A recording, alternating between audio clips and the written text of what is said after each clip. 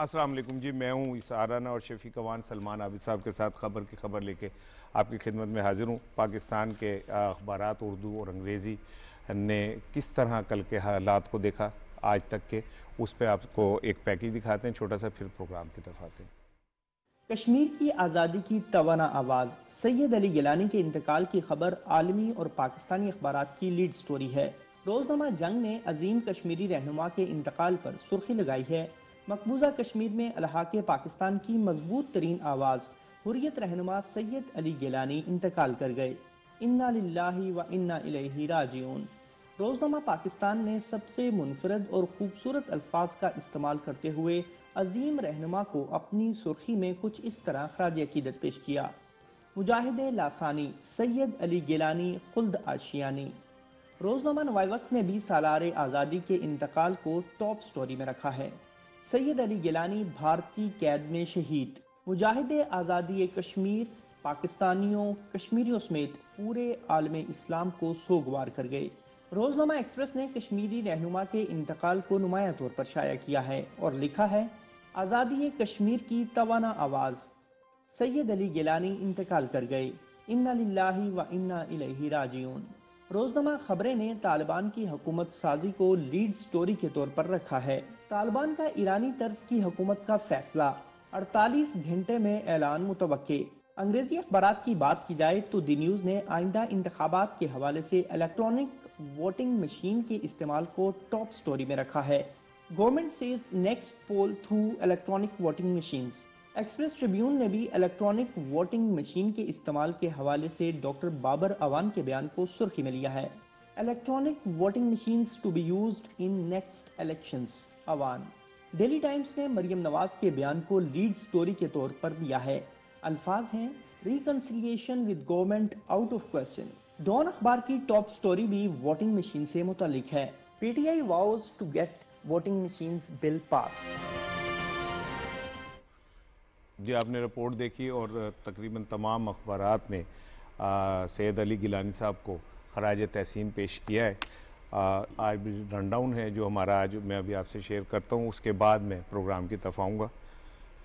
हमारा आज का रनडाउन है, जिद्दोजहद आज़ादी कश्मीर के अजीम रहनुमा सैयद अली गिलानी का सफ़र आखिरत।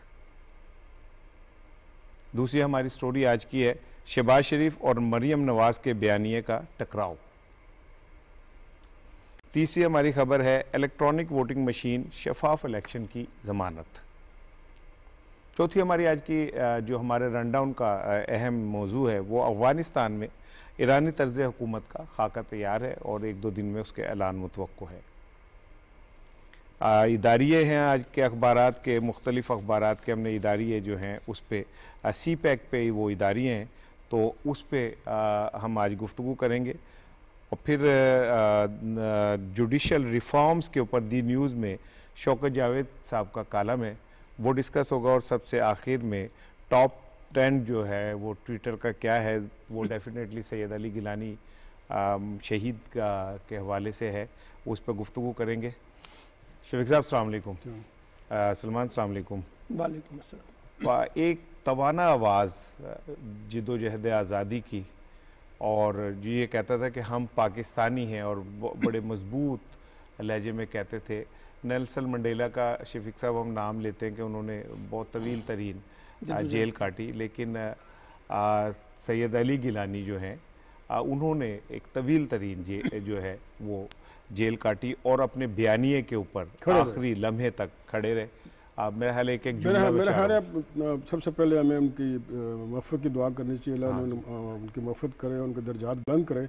वैसे तो जो उन्होंने काम किया कश्मीरियों के लिए और कश्मीरी लिंक है इस्लाम से और पाकिस्तान से, तो मेरे नज़दीक तो वो शहीद हैं, नो डाउट। अब देखिए 15 साल वो जेल में रहे और फिर अपना 14 बार वो मुंतखब हुए असम्बली के मेंबर, फिर और पंजाब ओरिएंट कॉलेज के वो ग्रेजुएट थे।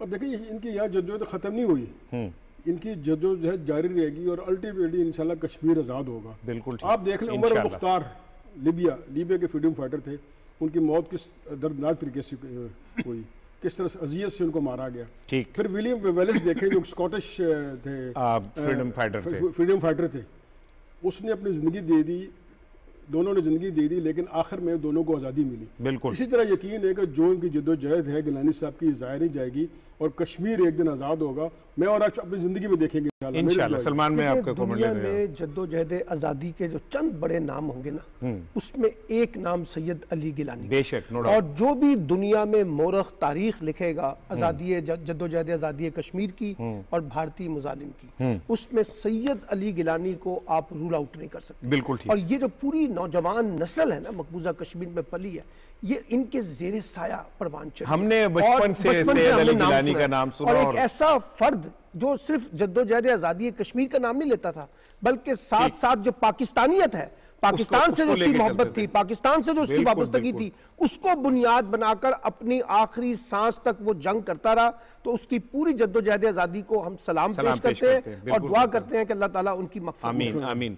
सरदार अतीक अहमद साहब ने हमें ज्वाइन किया है, साबिक वज़ीर आज़म है आज़ाद कश्मीर के और सरबराह मुस्लिम कॉन्फ्रेंस के। अस्सलाम वालेकुम सरदार साहब। वालेकुम सलाम। एक छोटा सा पैकेज है सैयद अली गिलानी साहब की ज़िंदगी पे, मैं वो रिपोर्ट में चाह रहा हूँ आप भी देखें, शेयर करता हूँ, फिर मैं आपसे बात करता हूँ।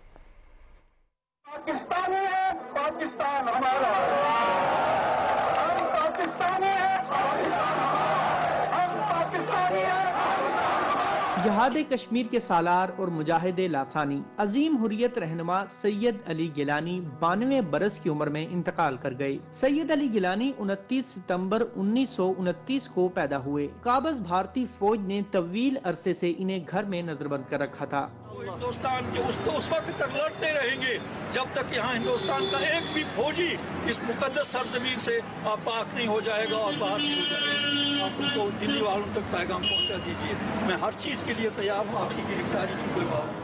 कश्मीर की आज़ादी के लिए बेमिसाल जदोजहद पर हुकूमत पाकिस्तान ने सैयद अली गिलानी को निशाने पाकिस्तान के एजाज से नवाजा। हुर्रियत कॉन्फ्रेंस आज़ाद कश्मीर ने सदर मुमलिकत डॉक्टर आरिफ अलवी से सैयद अली गिलानी का एजाज वसूल किया। मोदी सरकार ने अजीम हुर्रियत रहनुमा को 5 अगस्त 2019 से उनकी रिहाइशगाह पर नजरबंद कर रखा था। वो जमात इस्लामी कश्मीर के मुतहरिक रुकन रहे, ताहम बाद में कश्मीरियों के हकूक की जंग के लिए उन्होंने तहरीक हुर्रियत के नाम से अपनी जमात बनाई, जो काबज़ भारत से निजात के लिए आज़ादी की शम्मा जलाए हुए है। सरदार साहब, आज पाकिस्तान, आज़ाद कश्मीर, मकबूजा कश्मीर और पूरी दुनिया में जहाँ जहाँ जो अक़वाम आज़ादी की जंग लड़ रहे हैं उनके दिल उदास हैं, हमारा दिल भी उदास है, हम मगमूम हैं। एक बड़ा नाम, एक इस्तारा जिदोजहद का, टकराव का, वो आज चला गया, लेकिन मुझे ये यकीन है कि जो शमा वो रोशन करके गए हैं वो कभी नहीं बूझेगी और मकबूजा कश्मीर को आज़ादी मिलेगी। मैं चाह रहा था कि आपसे चंद अल्फाज शेयर करूँ। ज़रूर ज़रूर। गुजारिश ये है कि सैयद अली गिलानी की वफात जो है तो तहरीक आज़ादी कश्मीर के लिए नाकाबिल तराफी नुकसान है। सैयद अली गिलानी एक बड़ी ताकतवर, बड़ी मौसर, बड़ी मुदल्लल और बड़ी काबिल कबूल आवाज़ से तहरीक आज़ादी कश्मीर की हिंदुस्तान के जिस दबाव का, जिस जबर का, जिस तहरीर का, तरगीब का, लालच का और जबर का उन्होंने मुकाबला किया है, वो अपनी मिसाल आप है। उनकी सारी ज़िंदगी जदोजहद आज़ादी से इबारत है। इस मौजूदा दौर में जिन मुश्किल हालात में उन्होंने एक हाथ में तहरीक आज़ादी कश्मीर का और दूसरे हाथ में पाकिस्तानियत का परचम बुलंद रखा। बिल्कुल आसान काम नहीं था कि वो पाकिस्तानियत को भी कायम रखें, अपनी कश्मीरियत को भी कायम रखें और तहरीक आज़ादी कश्मीर को भी आगे लेके चलें। और फिर आप देखते हैं कि 92 साल की उम्र में उन्हें सेहत की सूरतों से महरूम रखा गया, उन्हें नमाज जुमा इज्तिमात में जाने से महरूम रखा गया और फिर हिंदुस्तान को कर्फ्यू लगाना पड़ा इस मौके के ऊपर और मजीद गैर एलानिया सख्ती में इजाफा कर दिया ताकि उसका अंदाज़ा है कि कश्मीर में इसका क्या फौरी रद्द-ए-अमल होगा। आज आज़ाद कश्मीर के लोग हों, पाकिस्तानी अवाम हो और दुनिया भर में रहने वाले कश्मीर और पाकिस्तानी हो, वो अपनी जगह मक़बूल है और आज़ादी जो तरीके हैं वो भी मैं समझता हूँ। सरदार साहब देखिए, हम बतौर मुसलमान हमारा ईमान है, जिसने यहाँ आना है वो जाना है, उसने जाना है। और अपना अली गिलानी साहब अपना सफ़र पूरा कर चुके, अपने जद्दोजहद 92 साल उन्होंने दिए और कैद बंद की सोबतें बर्दाश्त की। अब उन्होंने आज़ादी की जो जद्दोजहद की मशल है आप जैसे लोगों के आगे सुपुर्द कर दी है, तो आप यूथ को क्या पैगाम देंगे, अपनी पीढ़ी के लोगों को क्या पैगाम देंगे कि जो उन्होंने सबक दिया है, जो उन्होंने मशाल उठाई थी, आगे आपको दी, उसको आप आगे ले कैसे चलेंगे? देखिए, गुजारिश है कि सईद अली गिलानी तहरीक आज़ादी को ऐसे मकाम पर पहुंचा कर गए हैं कि अल्लाह ताला के फजल करम से जब तक एक भी कश्मीरी जिंदा है, इस तहरीक आज़ादी कश्मीर की कामयाबी के लिए वो अपना हिस्सा अदा करता रहेगा और तहरीक आज़ादी कश्मीर को अपने मंतकी अंजाम तक पहुंचाएगा। वो दिन बिल्कुल दूर नहीं है कि हिंदुस्तान का आखिरी सिपाही भी कश्मीर की सरजमीन से निकले, सारा पूरा जम्मू कश्मीर आज़ाद हो और कश्मीर बनेगा पाकिस्तान की नंदारे की गूंज में सारे कश्मीरी। और सरदार साहब ये बताइएगा कि गिलानी साहब को अपनी आखिरी हिस्से में उनको मतलब कैदोबंद किया गया, घर में नज़रबंद रखा गया था, उनकी इतनी उम्र हो गई थी, उसके बावजूद भारत ने जो मुजालिम उनके ऊपर ढाए, तो उस पूरे कॉन्टेक्स्ट में अब उनकी वफात के बाद भी उनके साथ जो सलूक किया जा रहा है कि वो चाहते हैं कि किसी सिक्योरिटी के उस कॉन्टेक्स्ट में उनको दफना दिया जाए, कोई बड़ा जनाजा ना हो सके, बड़ा इज्तिमा ना हो सके, ये भारतीय रवैये को फिर किस तरह से आप देखते हैं इस पूरे कॉन्टेक्स्ट में? ये गैर इंसानी रवैया है, आम शहरी के हुकूक की भी पामाली है।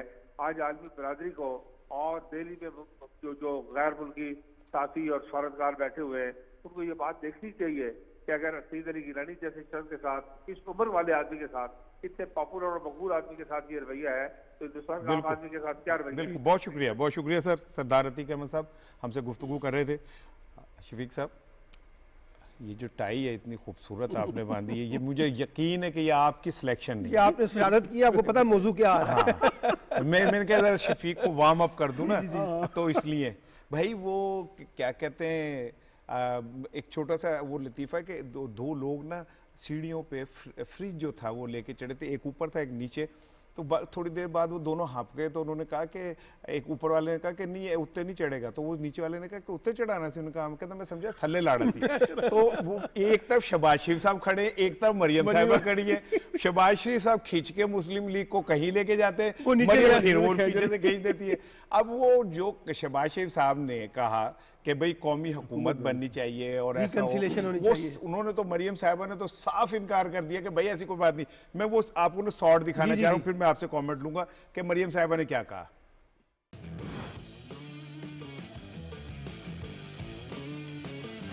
जी, कौमी हुकूमत के हवाले से शहबाज शरीफ साहब ने जो तजवीज़ दी है, क्या आप उससे इत्तेफाक करती हैं? मेरा पर्सनल ख्याल है, मैंने देखी नहीं उनकी, लेकिन आई पर्सनली थिंक कि उन्होंने कौमी हुकूमत की बात नहीं की, उन्होंने नेशनल कंसेंसस की बात की थी, एक नेशनल जो रेकन्सिलिएशन की शायद उन्होंने बात की थी। कौमी हुकूमत की मेरा ख्याल है शायद नहीं की उन्होंने बात। जी शफीक साहब, अब देखें पूरा मीडिया उनकी स्पीच देख लें, वो कह रहे हैं कि कौमी हुकूमत, एडिटोरियल इस पे आ गए, तमाम डॉन जैसे हमने प्रोग्राम किया इस पे, और ये कह रही हैं कि नहीं। असल में ये है कि मैं चाचा की ना मानूं, यानी जो बयानी की लड़ाई है, हम इस प्रोग्राम में बात करते रहे कि अब खुल के बाहर आ गई है। अब ये चचा भतीजी अब आपस में लड़ रहे हैं, और मेरी जो गुजराय से बात हुई, वो कहते हैं मियाँ साहब अपनी बात पे कायम है। जब ये कल इनका क्लिप चला ना, तो मैंने उनसे कहा भाई ये मरियम साहब कुछ और कह नहीं, कहते नहीं मियाँ साहब के बयान यकीन रखो, हर बंदा कहना वो यही चाहते हैं कि भाई ये अपना नेशनल फ्रिज ऊपर ना चढ़े, कोई ना गवर्नमेंट वो बने जिसपे तमाम स्टेक होल्डर्स हों। कहते उनका विजन ये है कि तमाम स्टेक होल्डर उसमें हों। नहीं कभी ये तो नहीं कि उन्हें पता चल गया कि आगे जो उन्होंने कैनवस देख लिया है, आगे उनके कोई उनका हिस्सा नहीं है, बस में उनको तो वो सीट नहीं, तो उन्होंने कहा कि चले यार ऐसे बस से चढ़, कौमी हुकूमत बस से चढ़ दी है, वो सनु हिस्सा मिल जाए, थोड़ा सा हिस्सा। और ये बयानी जो ना इख्तिलाफी बयानी है, अब बाहर मजीद आएगा, मजीद निकलेगा। अच्छा, मैं आपको एक दिलचस्प बात बताऊं, आप नवाज शरीफ के किसी बयान पे डिस्कस करें तो मुस्लिम लीग कहते हैं ये उनका जाती बयान। शहबाज शरीफ जो पार्टी के सदर हैं, वो कोई बात करते हैं तो मरियम औरंगजेब कहती है कि वो उनका जाती बयान। मरियम से जब आपने सुना तो उन्होंने कहा मेरा जाती बयान। भाई ये बता दें इस जाती बयान से पार्टी का बयान क्या है, पार्टी की पॉलिसी क्या है, पार्टी का मौकफ क्या है। आप तीन लोग जो हैं, नवाज शरीफ साहब, मरियम साहिबा और शहबाज शरीफ साहब, अपनी अपनी राग लाप रहे हैं। कोई एक पार्टी पॉलिसी बता दें क्या है। पार्टी पॉलिसी ये है कि एक नेशनल गवर्नमेंट की तरफ जाना है। आप ही बात कीजिएगा, हमें सेनेटर एजाज चौधरी साहब ने ज्वाइन किया, अब आप बात कीजिए। उन्होंने तो मैं ये कहता कि ये बता दें कि पार्टी पॉलिसी क्या है, कि आप मुफाहमत चाहते हैं, आप मुजाहमत चाहते हैं, आप टकराव चाहते हैं, आप रिकंसिलेशन चाहते हैं। वो चाहते हैं बस यही है कि किसी तरीके से हमें इक्तदार दे दिया जाए ताकि हम एक दबाव डालकर हुकूमत पर, एस्टेब्लिशमेंट पे अपने लिए रास्ता निकाल सकें। लेकिन मैं आपको बात बता दूं, असल बात जो ये है कि मैं कल भी मुस्लिम लीगियों से कई लोगों से बातचीत हुई है, सब इस बात पे परेशान है कि ये माजरा है क्या और इसकी हकीकत क्या है, क्योंकि हम किधर जाएं भाई, हमें बता दें। हमने मरियम की तरफ देखना है, शहबाज शरीफ की तरफ देखना है, कहीं और देखना है, ताकि हमें पता चल जाए हमारा किबला क्या है। 2.5 मुल्लाओं में ना मुर्गी आराम हो, 2.5 मुल्ला हो गए, 2 मुल्ला और 1 मुल्ला। अच्छा, मैं एक छोटी सी खबर आपसे, एक सेकंड, ये माइंड कर जाएंगे, ये ख्वातीन को बराबर की हकूक देने के हामी है, इसलिए 3 मुल्लाओं के दरमियान। अच्छा, मैं खबर शेयर करके फिर मैं जांच सबसे 2 सवाल करने थे। एक खबर ये सब अखबारात ने दी है, जंग में भी है, एक्सप्रेस में भी है, दुनिया में भी है, कि जब मरियम साहिबा गुज़िश्ता रोज़ हाई कोर्ट में पेश हुई तो उनका वही मलकाओं वाला अंदाज था, उन्होंने अंदर घुस के हेलो हाय और ये वो, उस पे अदालत ने बहुत बरहमी का इजहार किया और अदालत ने कहा कि आपको मालूम नहीं कि अदालत का डेकोरम क्या होता है, और जिसे यही नहीं पता कि अदालत का डेकोरम क्या होता है, हम क्यों ना उसकी जमानत के अंदर, लेकिन ये तो अदालत का फैसला है। मैं सिर्फ ये कहना चाह रहा था कि जो ये हमारे दिमाग के अंदर एक बादशाही का खन्नास है ना, कि हम बादशाह हैं, अदालतें हमारे जेब में हैं, हम जब चाहें जो मर्जी कर लें, मेरा ख्याल है कि अभी ने ये बात समझ आनी चाहिए। ये जो वो मरियम कह रही है ना कि मुफाहमत तो दूर, हुकूमत से बात भी नहीं की जानी चाहिए, तो भाई हुकूमत आपसे बात कब कर रहे हैं? सारा सब देखिए, अदालतों पे दबाव डालना, हाँ, अदालतों पे जाकर ये प्रेशर बिल्ड करना कि हम बड़े पॉपुलर हैं, लोग हमारे साथ हैं, अगर आपने फैसला हमारे हक में ना दिया तो लोग जो है वो आपस से बाहर हो जाएंगे। तो ये पूरी प्लानिंग है, हमला किया खुद उन्होंने, बकायदा डिजाइन करके सारे ये करैक्टर जो हाथ में फैसला आ जाए वो बल्ले बल्ले, जो ना है तो ये वो पूरा पंजाब हाउस से उन्होंने अपना वर्कर ला के। एजाज साहब अस्सलाम वालेकुम सर, ये अभी हम गुफ्तगू कर रहे हैं, ये चचा भतीजी की जो लड़ाई है, फिर भतीजी सामने खड़ी हो गई है, ये माजरा क्या है सर? जी बहुत शुक्रिया राना साहब। देखिए जो PMLN है ना, ये हेडलेस चिकन है, इसकी कोई क़यादत नहीं है। जिसे ये पहले कायद कहते थे, फिर रहबर कहते थे, और एक रोज़ बेटी ने इमाम बना दिया। ना इमाम है ना उसके मुक्तदी हैं। और जहाँ तक ताल्लुक़ है, ये 2 वाज़े यानी ग्रुप्स हैं PMLN के अंदर, वाज़े 2 सोच हैं और ये अलग अलग रहेंगे, ये कभी भी इकट्ठे नहीं हो सकते। और ये असल में जंग है यानी लीडरशिप अटेन करने की। नवाज शरीफ चाहते हैं कि अपनी बेटी को वो मौका फराहम करें और शहबाज शरीफ अपनी लीडरशिप को कायम करना चाहते हैं। नवाज शरीफ ऐसा लगता है जैसे तय कर चुके हैं कि वो पाकिस्तान कभी वापस नहीं आएंगे। चुनांचे ये टग ऑफ वॉर आज की नहीं है, ये जब से नवाज शरीफ पाकिस्तान से फरार हुए हैं उस वक्त से ये शुरू हो चुकी हुई है। मैं समझता हूँ कि ये दोनों ही चचा भतीजी अदालतों को मतलूब हैं। अगर अदालतें ठीक तरह अपने अदालती निज़ाम के मुताबिक लेके चलें तो ये बहुत, वो तो सज़ा याफ्ता हैं ही अपना मरियम और उनके शौहर। शहबाज शरीफ के केस भी बिल्कुल ओपन एंड शट केस है, ये भी यानी बहुत जल्द जेल की हवा खाएंगे, सज़ा होंगे। इसके अलावा आपने PDM के बारे में पूछा, PDM कोई एंटिटी बाकी रही नहीं है। PDM एक टांग के बगैर है, इसलिए वो PDM नहीं है, टांग अलग हो गई है। वो भी कोई, बिलावल भी कोई ऐसा कारनामा सरअंजाम नहीं दे सकते। ये असल में अब राहें जुदा हैं। पीपल्स पार्टी ये समझती है कि वो अगर PMLN के करीब रहेगी तो उसका जो बाकी मानदा वोट है वो भी तहलील हो जाएगा, इसलिए वो अलग अपनी एक हैसियत कायम रखना चाहते हैं। बाकी दूसरी तरफ जो बाकी PDM है वो कुछ चीज़ ही नहीं है, इसलिए ये बिल्कुल वाज़े सूरत हाल है कि जो पाकिस्तान के अंदर है, ना ये पार्लियामेंट के अंदर कोई रोल अदा करेंगे और ना ये कोई ऐसी एजिटेशन कर सकेंगे बाकी मानदा 2 साल। इंशाल्लाह तहरीक इंसाफ का जो एजेंडा है बिल्कुल क्लियर और वाज़े है। हम बतदरीज पाकिस्तान को मुआशी इस्तेहकाम और सियासी इस्तेहकाम की तरफ लेके जा रहे हैं और हम इंशाल्लाह बहुत बेहतर कारकर्दगी 2023 के इलेक्शन के अंदर इंशाल्लाह। अच्छा सर, बिलावल भुट्टो साहब आजकल PDM पे बहुत बरस रहे हैं और वो तो मुसलसल गोलाबारी कर रहे हैं, इसकी सर वजह क्या है? क्या बिलावल साहब के दिमाग में क्या है? देखिए राना साहब, आपका जो आखिरी सवाल है ना बिलावल के हवाले से, एक अटेम्प्ट मरियम ने ये की थी कि वो पीपल्स पार्टी के ऊपर स्कोर करे, यहाँ तक कि वो इस तरह गड़ी खुदा बख्श जाकर उन्होंने पीपल्स पार्टी जिंदाबाद का नारा भी लगाया और बेनज़ीर की कब्र के ऊपर जाके फातिहा भी की। मेरी दानिश में पीपल्स पार्टी ने बड़ा ट्रिकी इनकी नाक रगड़ी गड़ी खुदा बख्श के अंदर, और उसके बाद इन्हें एहसास हुआ कि ओह हमसे तो बहुत बड़ी गलती हो गई है। फिर जो एक्सट्रीमिस्ट राय मरियम की थी इस्तीफ़ों की और इंतखाबात के बाइकआउट की और यानी धड़न तख्ता करने की और आर और पार करने की, वो सारी फेल होगी, फ्लॉप होगी। पार्लियामेंट के अंदर उसका कोई रोल नहीं है।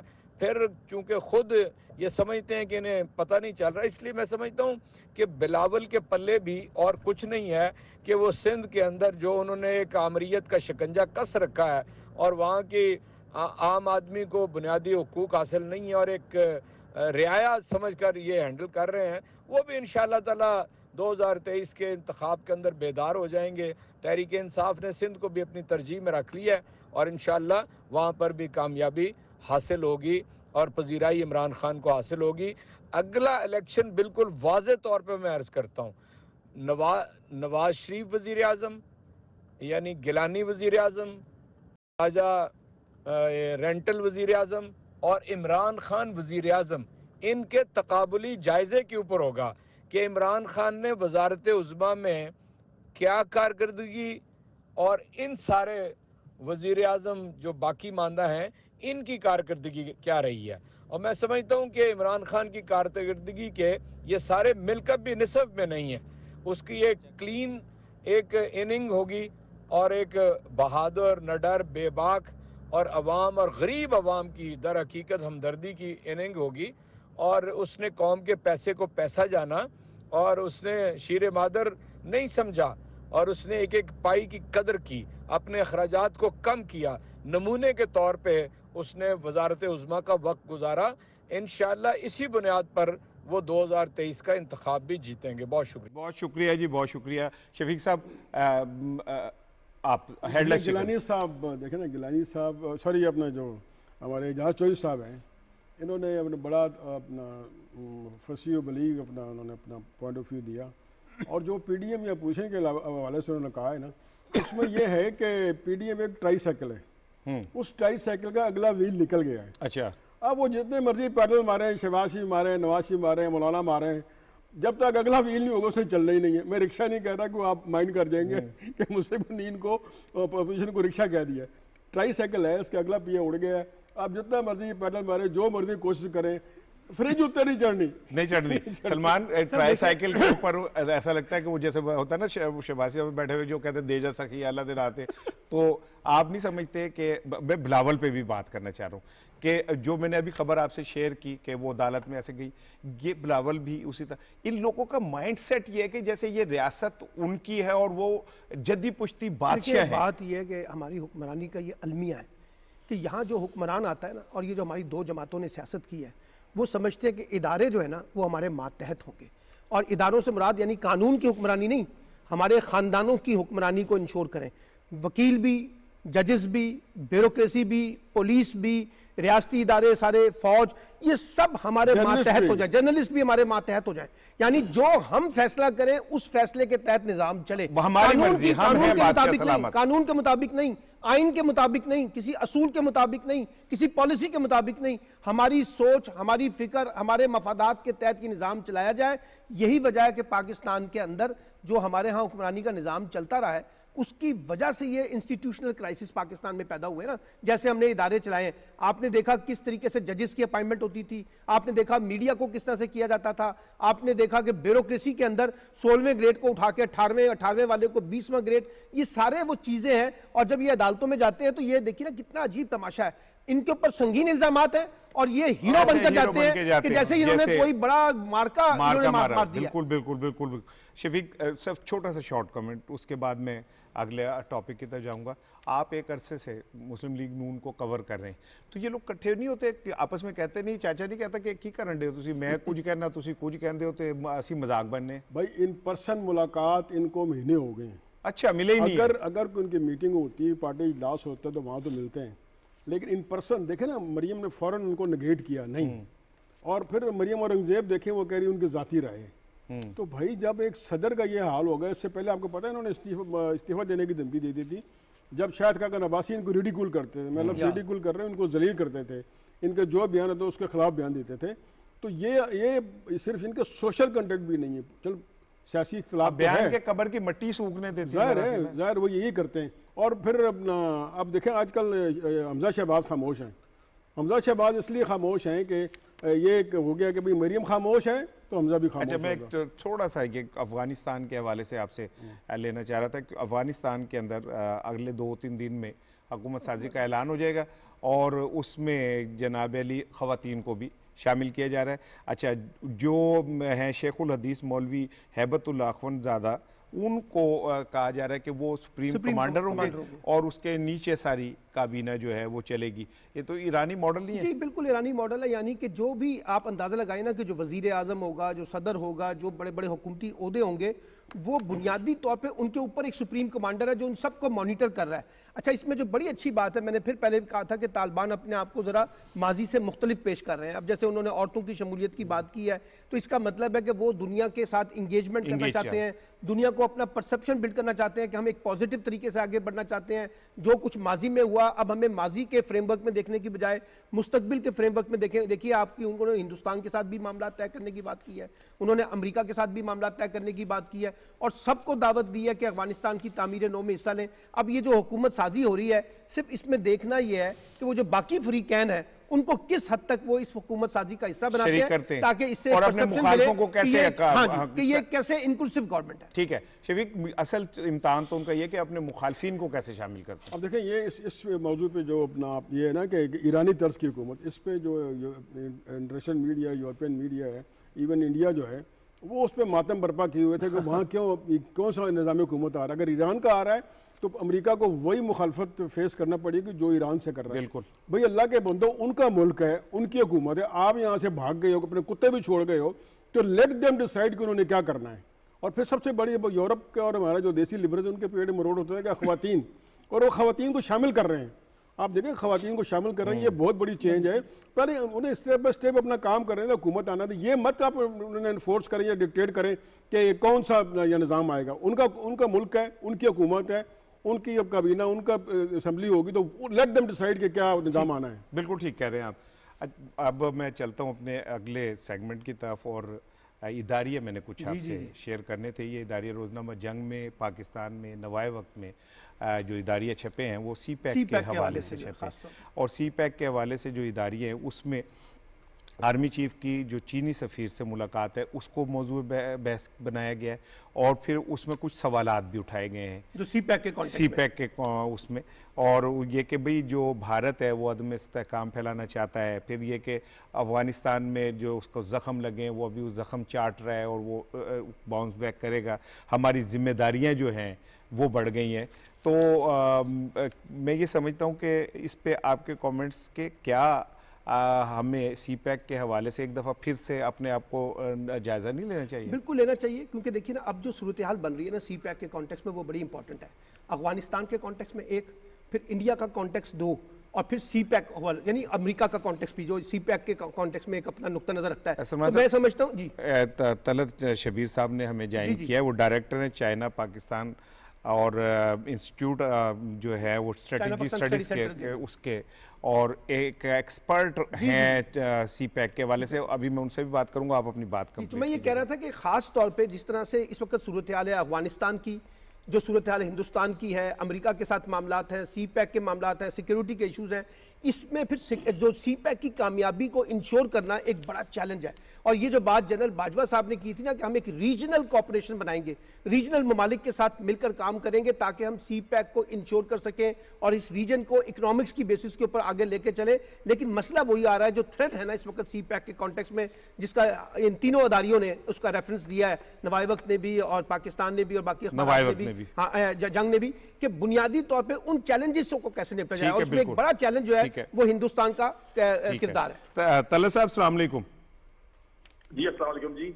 अच्छा सर, हम अभी आप गुफ्तगू सुन रहे हैं, हम सी पैक के हवाले से बात कर रहे हैं और आर्मी चीफ की जो मुलाकात है चीनी सफ़ीर से उसके बाद की जो सूरत, भारत पहले दिन से सी पैक को उसे हजम नहीं हो रहा, तो क्या अब हम अगर भारत के गुस्से को अफगानिस्तान में उसकी शिकस्त के तनाजुर में देखें तो क्या हमने अपने कोई होमवर्क कर लिया है सी पैक के हवाले से?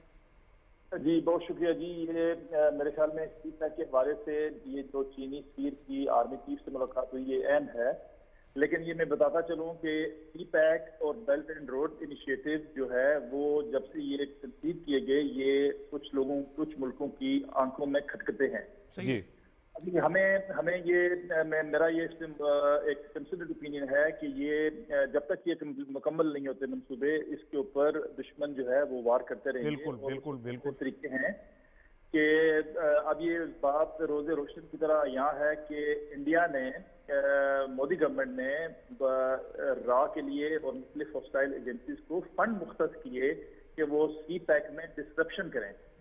अच्छा अब क्योंकि खित्ते में एक तब्दीली आई है, एक रीजनल रीसेट हुआ है 2021 में। रीजनल रीसेट ये है कि अमेरिका को हजीमत उठाना पड़ी अफगानिस्तान में और इंडिया का इन्फ्लुएंस बिल्कुल वैन हो गया अफगानिस्तान में। अब पाकिस्तान इंडिया को ये हुआ कि उनका जो एक खास इन्फ्लुएंस था इंडियन अफगानिस्तान लॉबी पे, अफगानिस्तान गवर्नमेंट पे, अफगानिस्तान में उन लोगों पे जो पाकिस्तान मुखालिफ एजेंडे पे काम करते थे। तलत साहब शफीक अवान बोल रहा हूँ। जैसे सलमान नाबे साहब ने आपकी तवज्जो दिलाई कि मुख्तलिफ भारत और दूसरे जो ममालिक हैं एंटी पाकिस्तान, इसमें अमेरिका भी शामिल है, वो सी पैक को हमेशा क्रिटिसाइज करते हैं और इसके कोशिश होती है कि ये खुदा न खासा ये मनसूबा जो है ये पंपे ना। अच्छा अब देखें इसकी चले वो तो हमारे दुश्मन हैं, इंडिया करे, भारत करे, अमेरिका करे, वो तो हमारे दुश्मन है। अब हमारे जो मुल्क के अंदर सियासतदान हैं वो अपोजिशन की खातिर वो पाकिस्तान की अपोजिशन करते हैं और सी पैक को निशाना बनाते हैं। इससे हमारा जो इंडिया ख़ास तौर पर इंडिया में कहूँगा वो स्ट्रेंथन होते हैं। तो इनको क्या कहेंगे कि भाई अल्लाह के बंदो ये पाकिस्तान का मंसूबा है, आपके और मेरी बेहतरी का मंसूबा है, अपोजिशन करें या हुकूमत की, पाकिस्तान की अपोजिशन ना करें। जी ऐसी है जी। मैं ये बड़ा अफसोसनाक है जो आपने जिसकी तरफ तवज्जो दिलाई। मेरे ख्याल में सी पैक वाइस प्रोजेक्ट ये कोई भी नेशनल लेवल का कोई भी प्रोजेक्ट जो पूरी कौम की मंगों का तर्जमान हो उस पर सियासत नहीं करनी चाहिए। हमें ये अपनी जो सियासी हमारे मकासद हैं या सियासी अज़ाइम उनसे बालातर होकर सोचना चाहिए। हमें शख्सी और जो हमारे यहाँ एक खास वो औरा बन जाता है उस बुलंद होकर हमें नेशनल लेवल के प्रोजेक्ट्स पे एक मौका रखना चाहिए। और मैं ये बड़ा अफसोसनाक होगा कि पाकिस्तान के अंदर से कुछ ऐसी आवाजें उठती हैं जिसको फिर इंडियन। अच्छा डॉक्टर साहब ये बताइए कि खास तौर पे जब अफगानिस्तान का कॉन्टेक्स्ट आपने जिक्र किया तो अब ये कहा जाता है कि अफगानिस्तान का पीस जो है या वहाँ पर जो स्टेबिलिटी है वो बहुत ज़रूरी है अगर हमने इकोनॉमिकली आगे जाना है और सी पैक को इंश्योर करना है। तो अब अफगानिस्तान के कॉन्टेक्स्ट को अब आप मुस्तकबिल के तनाजुर में कैसे देख रहे हैं? देखिए जो आपने देखा है कि जो ही अफगानिस्तान में सिचुएशन इंडिया और अमेरिका के लिए अनफेवरेबल हुई, वहां पे तालिबान का ने जोर पकड़ा और अल्टीमेटली उन्होंने काबुल पे कब्जा कर लिया। आपने देखा पाकिस्तान में अनरेस्ट ज्यादा शुरू होगी, पाकिस्तान में सी पैक खिलाफ मुखालिफ बयानबाजी ज्यादा शुरू होगी। अब ये सोची समझी साजिश है, उनको समझ आ गई कि सी पैक और बेल्ट एंड रोड इनिशिएटिव को शायद अफगानिस्तान को बेस बना के तो इम्पैक्ट। बहुत शुक्रिया सर, बहुत शुक्रिया हमसे बात करने का। डॉक्टर तलत शबीर साहब हमसे बात कर रहे थे। अब मैं ज़रा शफीक साहब कालम एक शेयर करना चाह रहा हूँ आपसे, और ये कालम जो है ये शौकत जावेद साहब आईजी रहे हैं, साबिक आईजी रहे हैं, और उन्होंने जुडिशल रिफॉर्म्स के ऊपर दी न्यूज़ में कालम लिखा है और उसका कुछ चीज़ें मैं आपसे करता हूँ शेयर। वो कहते हैं कि पाकिस्तान के मौजूदा क्रिमिनल जस्टिस सिस्टम में मौजूद खामियां जो हैं उन्होंने इस कालम में उसकी निशानदेही की, क्योंकि जाहिर है एक अरसा उन्होंने पुलिस में काम किया और पुलिस रिफॉर्म्स को उनसे बेहतर कोई नहीं समझता। फिर वो ये कहते हैं कि हुकूमती तरजीहात होनी चाहिए ये रिफॉर्म्स ताकि आम आदमी को बराह रास्त इसका फ़ायदा पहुंच सके और उसकी एक्सेस हो इस जानिब। तो मैं समझता हूं कि ये कालम जो है ये हुकाम बाला तक भी जाना चाहिए और इसके जो नकात हैं वो बहुत अहम है। अगर उन पर हम थोड़ा सा काम करें तो बेहतरी तो आ सकती है हमारे जुडिशल क्रिमिनल सिस्टम में। जिस मुल्क में इंसाफ ना हो और बर वक्त इंसाफ ना हो वो मुल्क कभी आगे नहीं बढ़ सकता, वो माशरा आगे नहीं बढ़ सकता। और ये देखें, ये जब तक हम अपने जुडिशल रिफॉर्म नहीं लाएंगे, जब तक हमारे देखें कवानीन जो हैं वो अभी तक वो ब्रिटिश एरा के हैं, हमने अपना अभी तक जो बेसिक लॉ है क्रिमिनल लॉ वो चेंज नहीं किया। और क्रिमिनल लॉ जुड़ा हुआ जुडिशरी से, जब जज के बाद केस जाता है ना वो सारा तफ्तीश के बाद जाता है। हमें इसके साथ साथ जो अपना हमारा इन्वेस्टिगेशन का निज़ाम है उसको भी हम अपडेट करना होगा और बग़ैर अदालती रिफॉर्म के हम किसी को इंसाफ नहीं दे सकते। हम रोते रहते हैं जनाब मेरा केस 60 साल तो वो जनाब बाबा जी फौत हो गए 100 साल के, फलां को इंसाफ नहीं मिला। लेकिन फिर मैं यहाँ कहूँगा ये जो आपकी एलीट क्लास है ना उनको इंसाफ फौरी मिल जाता है, उनकी जमानत एक दिन में हो जाती है। ठीक है, आप ये अच्छा, लेकिन इसको भी खत्म होना चाहिए और उसमें जुडिशियल रिफॉर्म के बगैर जो इंसाफ सबके लिए होना चाहिए। मैं एक दफ़ा गया तो एक नौजवान बाहर निकला था तो बड़ा खुश था। मैं क्या हो गया था, फैसला हो गया। मैं कहा बड़े लकी हो गया। कहता नहीं मेरे दादा का केस था, फैसला मुझे मिला है। तो जुडिशियल रिफॉर्म्स जब तक नहीं होंगी आम आदमी तक तो नहीं होगी। शौकत जावेद साहब जो हैं ये इन्होंने बुनियादी तौर पे दी न्यूज़ के आज के कॉलम में हुकूमत की तवज्जो दिलाई है और कहा है कि आपका एक बड़ा एजेंडा है इंस्टीट्यूशनल रिफॉर्म्स का। उसमें उन्होंने कहा कि ये एक प्रायोरिटी इशू बनना चाहिए। और आपको पता है, मुझे भी पता है, हम सब रोज़ाना की बुनियादों पे देखते हैं कि हमारे यहाँ जो पुलिस का निज़ाम है, जो हमारे यहाँ इन्वेस्टिगेशन का निज़ाम है, जो हमारे यहाँ लोअर जुडिशरी के सिस्टम्स हैं, जो हमारे यहाँ क्रिमिनल जस्टिस के सिस्टम है, यानी कई दहाइयाँ लग जाती हैं लोगों को इंसाफ लेने में और जो लोगों की इंसाफ तक एक्सेस है वो यकीनी नहीं हो पाती। इसलिए उन्होंने इस बात निशानदेही की और मैं समझता हूँ बहुत अच्छे पॉइंट्स उन्होंने रेज किए हैं कि अगर आपने अपने आप को एक जदीदियत के साथ जोड़ना है, मॉडर्नाइजेशन के साथ जोड़ना है, तो दुनिया में जिस तरह से रिफॉर्म्स हो रही है ना, खासतौर पे अपने क्रिमिनल जस्टिस सिस्टम के ऊपर, उसको आपने अडॉप्ट करना है। और ये पाकिस्तानी लोगों का जो बुनियादी मसला क्या होता है, देखें आम आदमी का मसला है इंसाफ तक उसकी रसाई हो और ना सिर्फ रसाई हो बल्कि इंसाफ शफाफ होता हुआ नजर आए। तो मैं समझता हूं कि बहुत अच्छे पॉइंट्स हैं और यकीनी तौर पे जो इस वक्त हुकूमत इदाराजाती इस्लाहात की बात कर रही है उसमें क्रिमिनल जस्टिस के कॉन्टेक्स्ट में इसमें फोकस करना होगा। वन लाइनर दूंगा, इनके कॉलम में जो क्रक है वो है justice for all not for elite. Not for elite. अच्छा देखिए एक छोटा कमेंट क्योंकि प्रोग्राम का वक्त खत्म हो रहा है। वज़ीर आज़म इमरान खान एक अरसे से रियासत मदीना के हवाले से बात कर रहे हैं और वो अभी गुज़िश्ता रोज़ भी जो उन्होंने खिताब किया 2-3 दिन पहले, उसमें उन्होंने वो वाक़या कोट किया जिसमें आप सल्लल्लाहु अलैहि वसल्लम नबी बरहक ने ये कहा कि अगर मेरी बेटी भी मुजरिम होती तो मैं उसे सज़ा देता।